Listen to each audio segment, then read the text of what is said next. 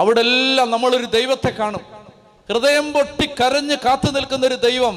മനുഷ്യ, എന്നെ വിശ്വസിക്ക്, ഞാൻ നിന്നെ രക്ഷപ്പെടുത്താം, ഞാൻ നിന്നെ സഹായിക്കാം, ഞാൻ നിനക്ക് വേണ്ടി യുദ്ധം ചെയ്യാം, നീ എന്നെ വിശ്വസിക്ക് എന്ന് പറഞ്ഞ് മനുഷ്യന്റെ പുറകെ വിശ്വസിപ്പിക്കാൻ പാടുപെട്ട് ഓടി വരുന്നൊരു ദൈവത്തെ നമ്മൾ കാണുകയാണ്.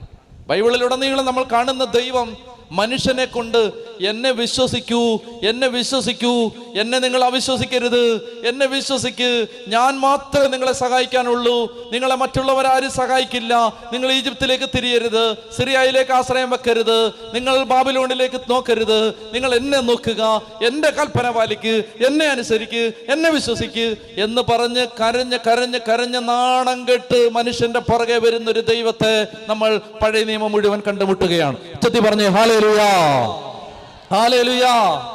എന്നെ വിശ്വസിക്കൂ,